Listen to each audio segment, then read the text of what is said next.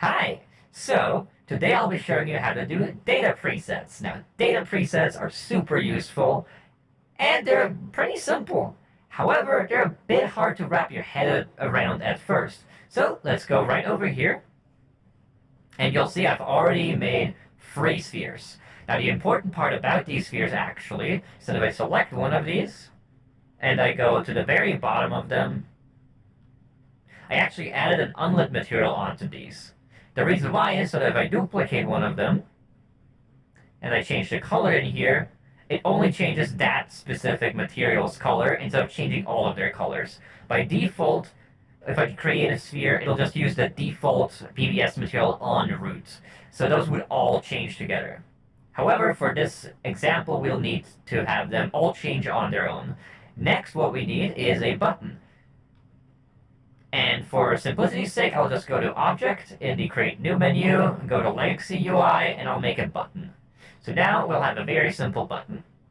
Next, we need to prepare the button to make it better to work with. So first, we just open our inspector on where the actual button component is, or beneath it works too, if I'm remembering correctly. Then we simply go to Data, under Attach Component. Then we want a presets component, and we want the data preset value. Now, since we want to change the color on these, we want preset value color X. So let's put 3 of those on here, since we have 3 different materials. Go back and add a data preset, and that's all you really need to make a data preset.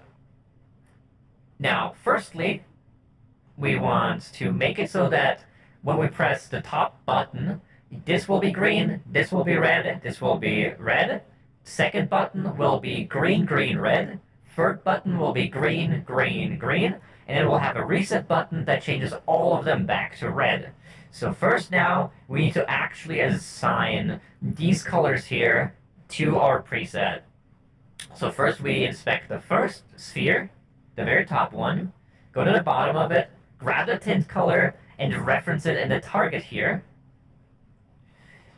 Then we change this here to use green, and make it also be opaque. So alpha set to 1.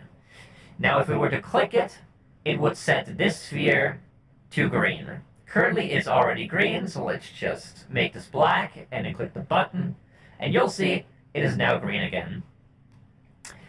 Well, next we'll need to change this one here by grabbing the tint color again from it, plugging it into the color X here, and once again, we want this to be opaque, but this time we want it to be red. The bottom one will also be red, so I'll just pre-fill that really quickly. So now, I'll go and select the last one, which I also have over there still open, which I will close. Go to the bottom, grab the tint color, and slot that into the last one. And you can see the IDs of the materials right there. And if any of these are the same, you know you did something wrong. You probably forgot which one you opened last and just accidentally slotted in the same thing twice. So if I press this button now, it does exactly what we want. The first one is green, and the bottom ones are red.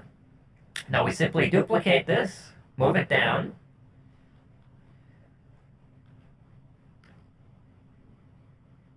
and change here the values here so that all of them are green except for the bottom one. So if I click this one, it does as I just said. Duplicate it again, move it down, change the bottom one here to green, click this button here, now all of them are green, duplicate it again, and then change it here to red on all of them. If I click this one, all of them are red. So now we have basically a little starting lamp for like a racing game or something.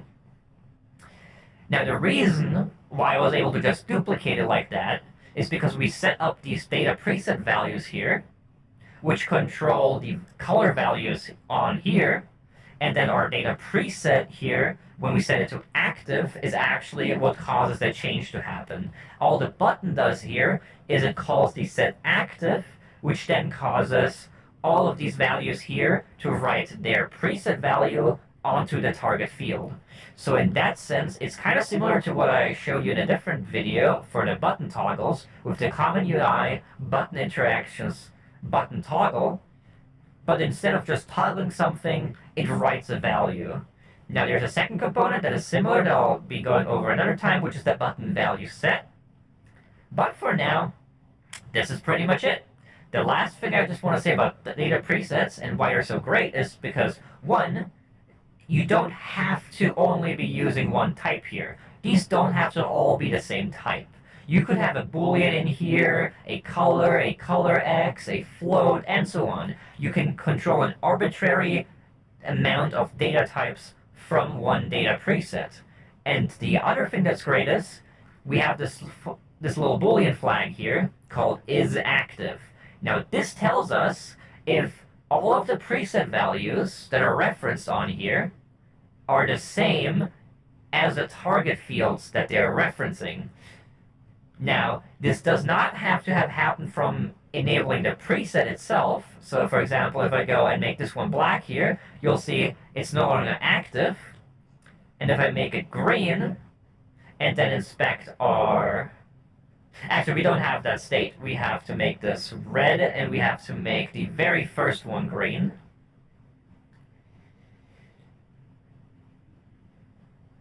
And then we inspect the very first button that we have at the top. You'll see that on the data preset... Oh, it is not actually active because I forgot to change back the little button here to red, and now it's active because it's green, red, red, green, red, red. And yeah, that's a very simple thing you can do to just write a bunch of different values at once without having to do much work, and you'll easily be able to overview it, duplicate it, and change the values. But yeah, I hope that helps you, and have a nice day.